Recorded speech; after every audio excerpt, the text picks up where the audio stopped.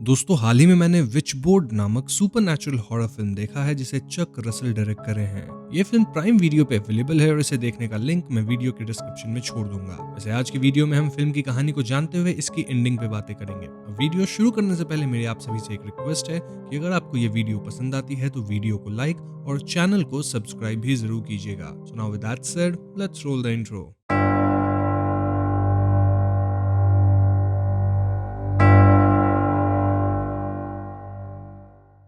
तो फिल्म के शुरुआत में ईयर 1693 का सीन दिखाया जाता है जहां फ्रांस के लॉरेन प्रोविंस जंगल के अंदर हम कुछ औरतों को देखते हैं जो कि बॉनफायर के अराउंड चैंटिंग्स एंड डांस कर रही थी। इस जगह पे एक ट्री थी जिसके ऊपर कई इंसानी पाम्स यानी कि हथेली होती है ना, वो लटके हुए थे। ये सेटअप ऐसा था जिसे देख के इट वाज क्लियर कि यहाँ किसी तरह का विच रिचुअल हो रहा था। इनफैक्ट हम एक मेन विच को भी देख पाते हैं जो कि अपने हाथ में एक बिल्ली पकड़ी हुई थी। यहाँ एक आदमी भी इन विचेस के कब्जे में था और ये आदमी कह रहा था कि उसे मेन विच को तभी खत्म कर देना चाहिए था जब उसके पास मौका था। ये सुन के विच हंसती है और उसके सामने हम व्यूअर्स एक अजीब सा विच बोर्ड देख पाते हैं। विच इस बोर्ड के ऊपर एक अजीब सा पेंडुलम लटकाती है जो कि इंसानी उंगली की कंकाल से बना था।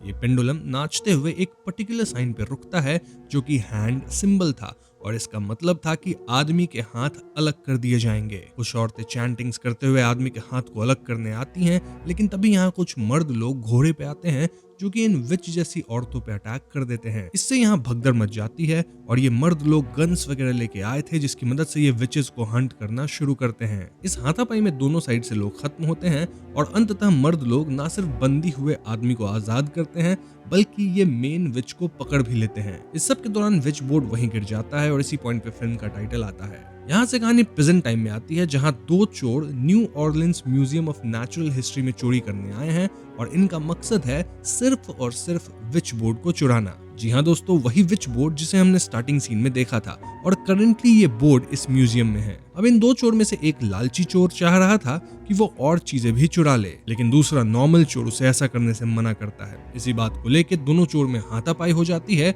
और यहाँ का अलार्म भी बज उठता है। हाथापाई में लालची चोर को गोली लगती है, वहीं नॉर्मल चोर के सर पे चोट आती है जिससे वो गिर जाता है। लालची चोर समहाउ विच बोर्ड चुराता है, देन चोटिल हालत में गार्ड्स वगैरह को खत्म करता है और समहाउ यहाँ से भाग भी जाता है। यहीं पे सीन कट होता है और अगले सीन में हम कुछ लोगों को देखते हैं जो कि साथ मिलकर एक रेस्टोरेंट स्टार्ट करने वाले थे।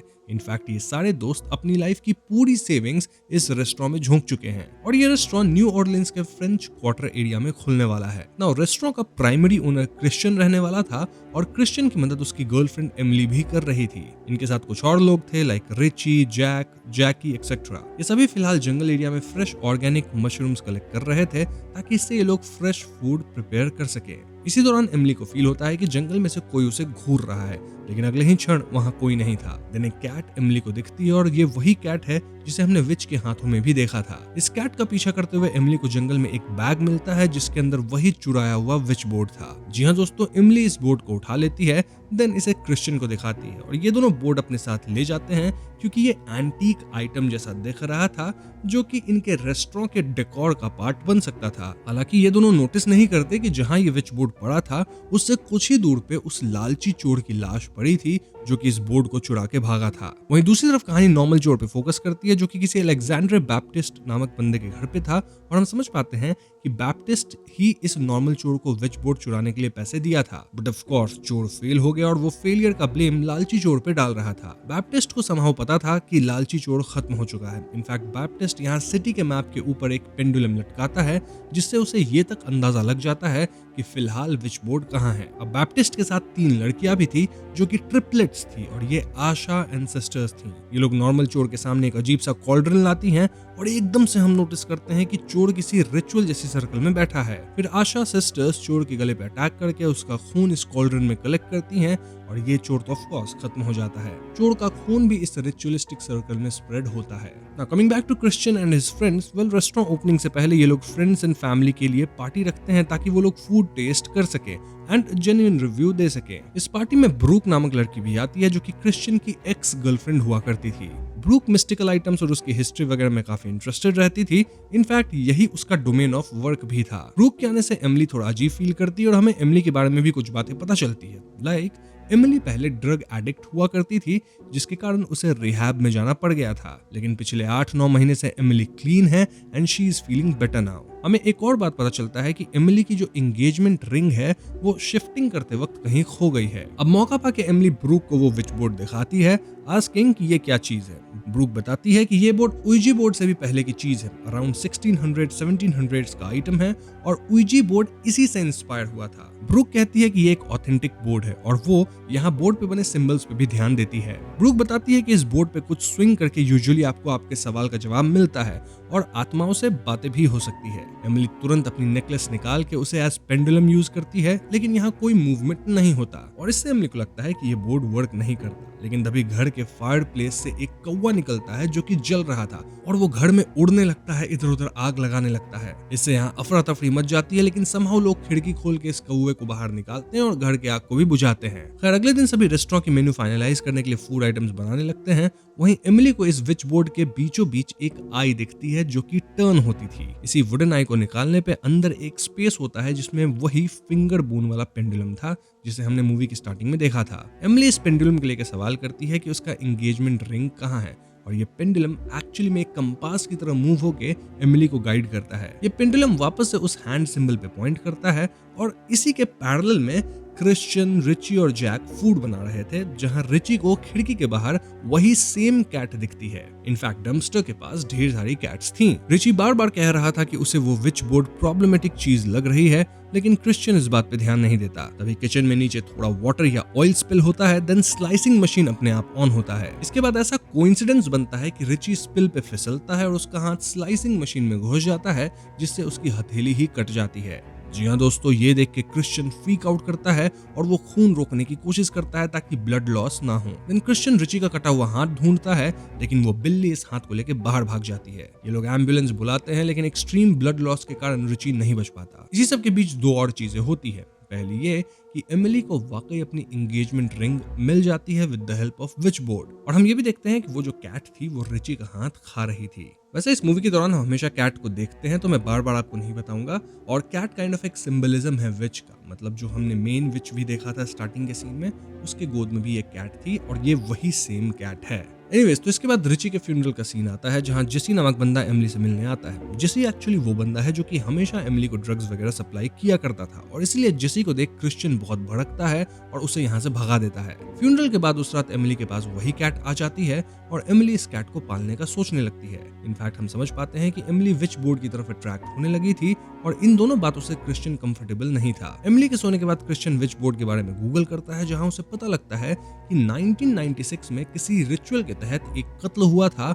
और इस रिचुअल में विच बोर्ड का ही इस्तेमाल हुआ था, मतलब एक औरत खत्म हुई थी। वहीं एमिली सो रही होती है और टेबल पे रखे विच बोर्ड के ऊपर लटका पेंडुलम अपने आप ही हिलने लगता है। इससे लाइट्स फ्लिकर होती है और हमें उस लालची चोर की लाश दिखाई जाती है जिसके अंदर से एक अजीब स्किनलेस जानवर निकलता है, अगेन शायद कैट। एकदम से एमिली की नींद खुलती है और अगले ही क्षण बेड से कई हैंड्स निकलते हैं जो कि एमिली को बेड के अंदर खींच लेते हैं। इसके ठीक बाद एमिली खुद को 1690s में पाती है, जहां औरतें विच वाले रिचुअल्स कर रही थी और एमिली वहां अपनी बेड सहित ट्रांसपोर्ट हो गई थी। मतलब रियली नहीं हुई है ट्रांसपोर्ट, मेंटली उस जगह पे है। यहाँ जो मेन विच थी वो लेविटेट करते हुए एमिली की तरफ बढ़ती है, जिससे एमिली चिल्लाती है और अगले ही क्षण एमिली खुद को प्रेजेंट टाइमलाइन में पाती है जहां वो चीखे जा रही थी। क्रिश्चियन आके एमिली को संभालता है। इनफैक्ट क्रिश्चियन को शक होने लग गया था कि कहीं जेसी फिर से एमिली को ड्रग्स वगैरह तो नहीं दे दिया, जिसे कंज्यूम करने के बाद एमिली ऐसे बिहेव करने लगी है। अब यहाँ आश्चर्य की बात यह थी कि विच बोर्ड बेड पे एमिली के करीब था, जबकि हम विच बोर्ड को टेबल पे देखे थे।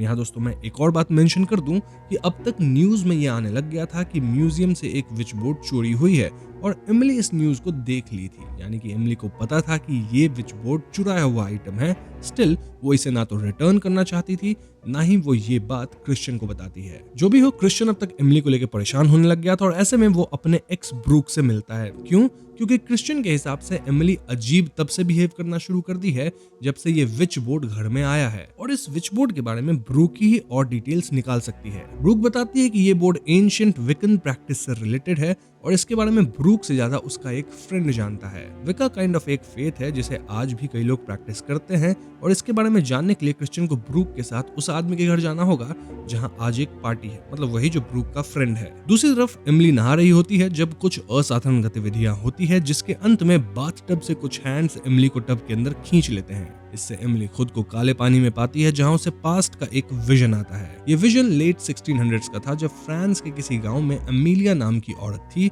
और वो हर्ब्स वगैरह का इस्तेमाल करके लोगों को हील करती थी। लेकिन गांव का जो बिशप था ग्रोगन, वो अमीलिया को एक विच मानने लग गया था और ऐसे में पूरा गांव अमीलिया के खिलाफ था। बिशप ग्रोगन अकेले में अमीलिया से कहने लगता है कि वो अपनी ब्यूटी का इस्तेमाल करके सेटन को अट्रैक्ट की है और डेविल तुम्हारा लव है। ये कहने के बाद ग्रोगन अमीलिया को टच करने की कोशिश करता है और अमीलिया रेजिस्ट करती है, और इस गुस्से में ग्रोगन अपने हथियार से अमीलिया के शक्ल पे मारता है, जिससे अमीलिया के फेस पे परमानेंट स्कार्स आते हैं। अब दोस्तों ये वही स्कार्स है जिसे हमने विच के फेस पे भी देखा था, विच मींस कि अमीलिया ही आगे जाके विच बनेगी जो मेन विच थी। कर दो। इसके बाद ग्रोगन अमीलिया को गांव छोड़ के भागने कहता है और गांव वाले भी अमीलिया पे पत्थर बरसा देते हैं, सेइंग कि वो एक विच है। जाते जाते अमीलिया कह जाती है कि तुम लोग मुझ जैसे साधारण औरत को विच करार दिए तो आगे मैं तुम्हें विच बन के ही दिखाऊंगी। अमीलिया ये कह के जंगल में भाग जाती है और वहां का मौसम भी बदल जाता है। इसी पॉइंट पे प्रेजेंट टाइम वाली जो अपनी एमिली है उसका विजन टूटता है और वो खुद को वापस शावर में ही सही सलामत पाती है। दूसरी तरफ क्रिश्चियन और ब्रूक उस अमीर बंदे के घर जाते हैं जो कि विकन प्रैक्टिस का एक्सपर्ट था,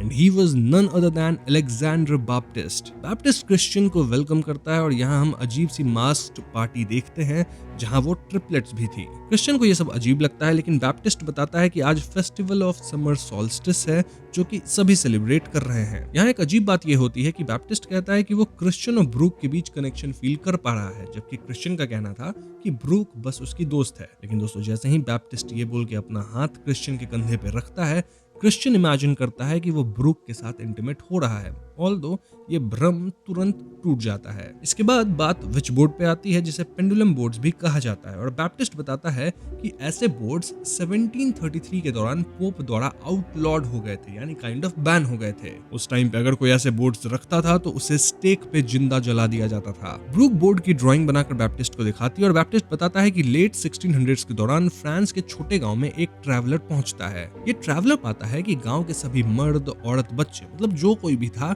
सब के सब बुरी तरह से खत्म पड़े थे। पहले ट्रैवलर को लगता है कि ये काम जिप्सीज का है, लेकिन जल्दी उसे पता लगता है कि ऐसा एक्चुअली में ये लोग खुद ही किए थे, यानी सभी एक दूसरे को ही खत्म कर दिए थे। अब ऐसा हुआ कैसे? पहले इस गांव में एक औरत को गांव वाले विच बोल के भगा दिए थे, और फिर वही विच अपना कवन बनाई, मतलब अपना पूरा साम्राज्य बनाई, उसमें कई विचेस आई, एंड देन वही विच बोर्ड की मदद से कुछ ऐसा कर्स डाली जिससे गांव वाले आपस में एक दूसरे को समाप्त कर दिए। अब दोस्तों ऑफ कोर्स यहाँ बात उसी मेन विच की है जिसे हम शुरू से देखते आ रहे हैं, और इस विच की एक पोर्ट्रेट भी बैप्टिस्ट के घर में थी। विच का नाम फाइनली रिवील होता है, विच वाज नागा सॉथ, और उसे हंट कर रहा था बिशप ग्रोगन, जो कि और कोई नहीं बल्कि बैप्टिस्ट का ग्रेट ग्रेट ग्रैंडफादर था। बैप्टिस्ट कहता है कि एमिली की जान अभी खतरे में है बिकॉज ऑफ दैट बोर्ड।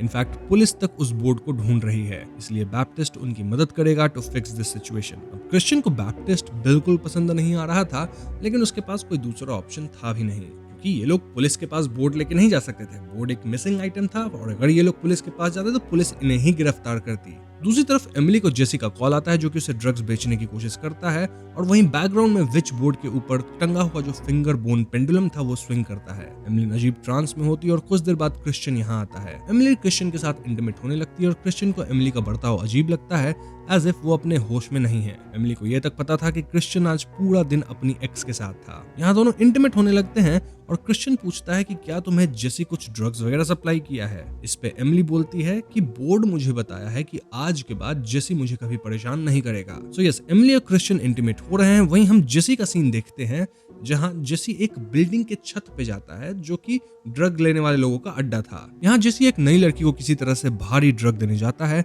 लेकिन तभी यहाँ वो बिल्ली आती है, अगेन सेम बिल्ली जो कि जेसी के हाथ पे हमला कर देती है। ये बिल्ली जेसी के फेस पे जाके उसकी आईज को स्क्रैच करती है, जिससे जेसी को कुछ दिखता नहीं, और जेसी इधर उधर भागते हुए अनबैलेंस होता है और सीधा छत से नीचे एक स्टैचू की तलवार पे गिर के खत्म हो जाता है। पैरेलल में विच बोर्ड पे पेंडुलम डेथ वाले सिंबल पे रुकता है और इंटीमेट हो रही एमिली की जगह हम नागा सॉथ को देखते हैं, लेकिन फिर अगले ही क्षण वहाँ एमिली थी जो कि अपने होश में आती है। होश में आते एमिली एकदम डरने लगती है और उसे समझ ही नहीं आता कि यहाँ क्या हो रहा है। क्रिश्चियन उसको काम डाउन करता है और अगले दिन वो तुरंत बैप्टिस्ट और ब्रुक को लेके आता है ताकि ये दोनों एमिली की मदद कर सके। बस फिर क्या था, बैप्टिस्ट यहाँ रिचुअलिस्टिक सेटअप करता है।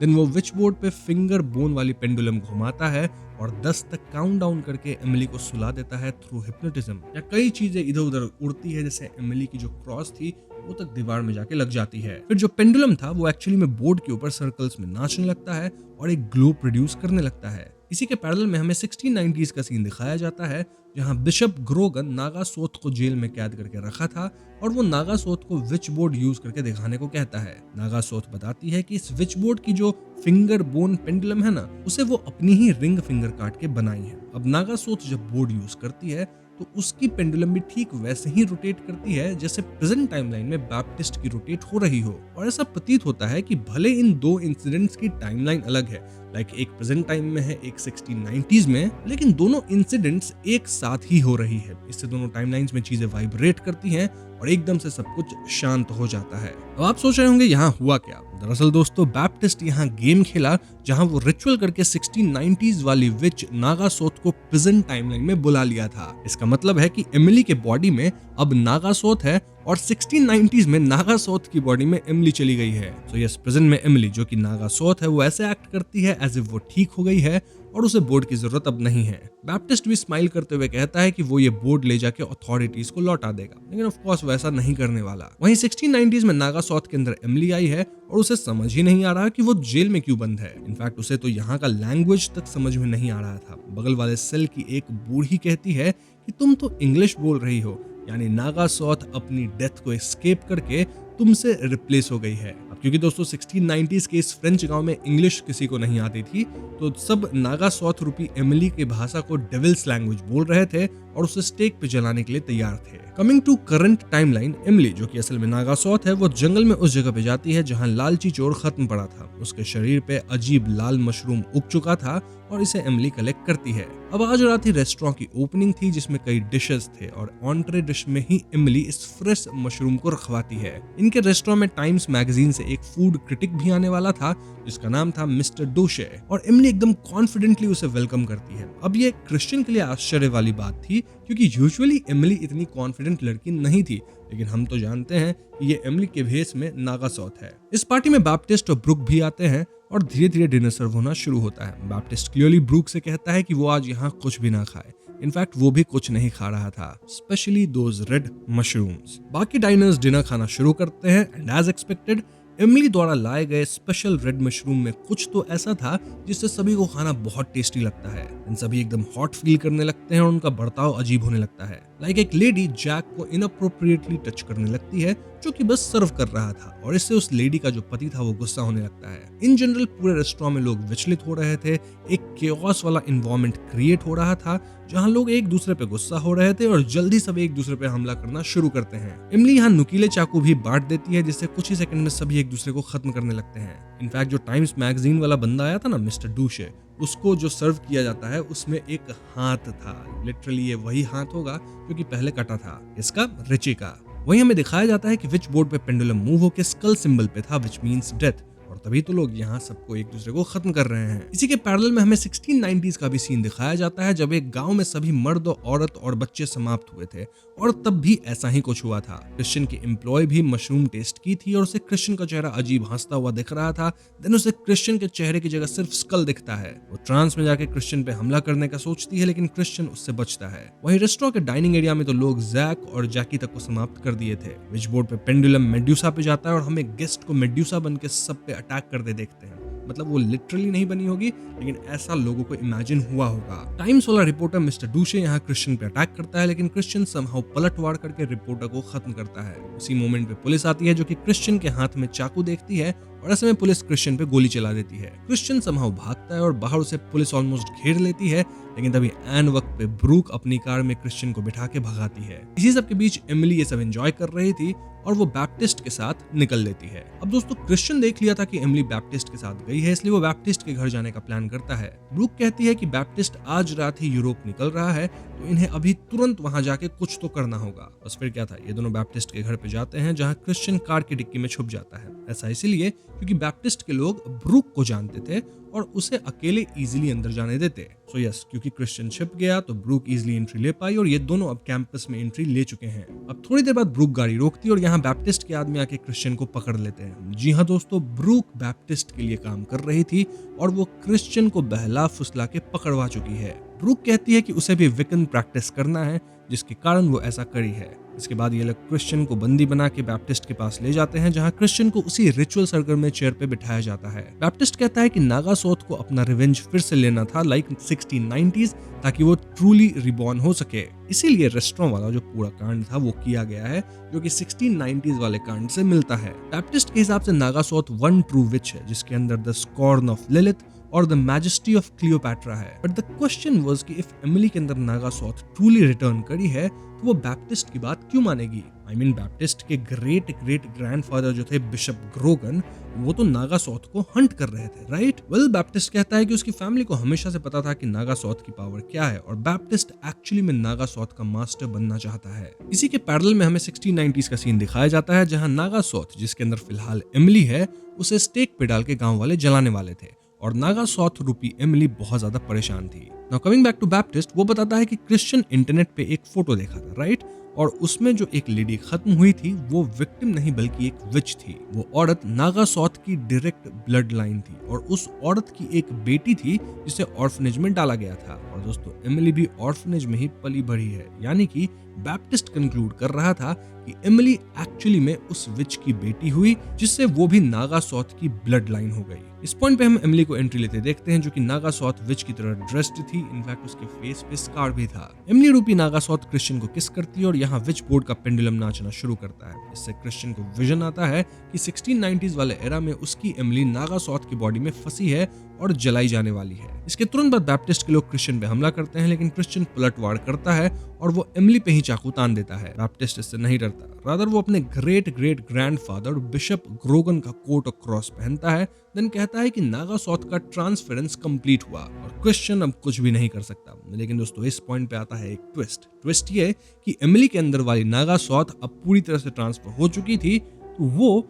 बैप्टिस्ट को एज ग्रोगन देखती है और क्योंकि ग्रोगन ही उसकी जिंदगी बर्बाद किया था, तो एमिली बैप्टिस्ट पे हमला कर देती है। एमिली को रोकने वो ट्रिपलेट्स आती हैं, जिनको एमिली निपटाने लगती है और इस पॉइंट पे ब्रूक का भी हृदय परिवर्तन होता है। ऐसे में ब्रूक भी बैप्टिस्ट के लोगों पे हमला करती है और मौके का फायदा उठा के क्रिश्चियन विच बोर्ड उठाता है और आग में फेंक देता है। इससे बोर्ड ग्रीन फ्लेम्स में जलने लगती है और एमिली भी ग्रीन फ्लेम्स में जलती है। ये ग्रीन फ्लेम एनर्जी बोर्ड के थ्रू ट्रांसफर होकर 1690s में जाती है और यहाँ वापस से स्वैप होता है, यानी कि रियल एमिली वापस अपने शरीर में आ गई। वहीं नागासोथ भी अपने शरीर में चली गई है, जो कि फिलहाल स्टेक पे जलने वाली है इन 1690s। अगर बीच में मैंने 1690s को 1960 बोल दिया है तो सॉरी, वो बीच में फ्लो में निकल गया है। बट हाँ, ईयर 1690s है, 1960 नहीं है। नाउ 1690s में लोग देखते हैं कि नागासोथ जल नहीं रही और ऐसे में ग्रोगन आग में जाता है ताकि वो नागासोथ का सर धड़ से अलग कर सके। लेकिन दोस्तों, नागासोथ ग्रोगन का गला पकड़ के उसे भी अपने साथ ही आग में रोक लेती है,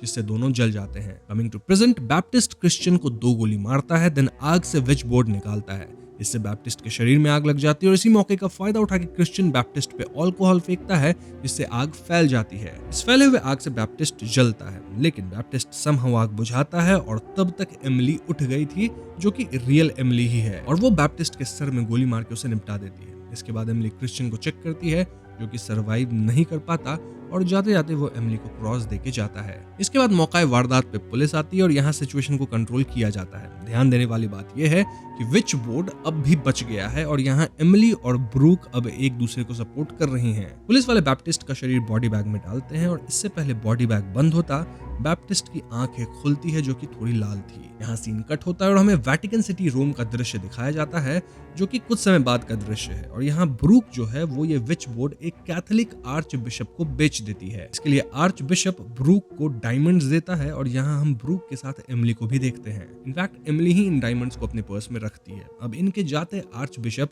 उस फिंगर बोन वाले पेंडुलम का इस्तेमाल करता है और हम प्रीस्ट के पीछे नागा सॉथ को आते देखते हैं। प्रीस्ट या आर्च बिशप चिल्लाता है और यहीं पे फिल्म खत्म हो जाती है। तो दोस्तों ये थी विच बोर्ड फिल्म की कहानी, जो कि काफी क्लियर है। लेकिन अब हम फिल्म से जुड़ी कुछ थियरीज पे बातें करेंगे। तो सबसे पहले अगर एंडिंग की बात की जाए तो ब्रूक यहाँ ये विच बोर्ड वेटिकन के आर्च बिशप को देती है और ये काफी कैलकुलेटेड मूव था। ब्रूक जानती थी कि ये विच बोर्ड कितना खतरनाक है और इसलिए वो इस विच बोर्ड का कल्चरल वेट यूज करके चर्च जैसे पावरफुल इंस्टीट्यूशन को इम्प्लीकेट करती है। मतलब ब्रूक ने बोर्ड वापस अथॉरिटी के हाथ में दे दिया क्योंकि वही बोर्ड को समझकर उसे यूज कर पाएंगे और इसके बदले ब्रूक और एमिली को डायमंड्स भी मिल गए। वो अलग बात है कि आर्च बिशप बोर्ड का इस्तेमाल किए जिससे आर्च बिशप के ऊपर नागा सॉथ का हमला हुआ। दिस ऑल्सो टेल्स अस कि भले 1690s में नागा सॉथ खत्म हो गई हो, लेकिन उसका बस शरीर खत्म हुआ है क्योंकि उसकी पावर्स अब भी बोर्ड से कनेक्टेड है ही। देखा जाए तो बोर्ड अपने आप एक्टिव होती है और जो भी उसे यूज करता है उसके थ्रू विच की एसेंस या विजन ट्रांसफर हो सकती है। बोर्ड को सील करने का एक ही तरीका है कि उसके फिंगर बोन पेंडुलम को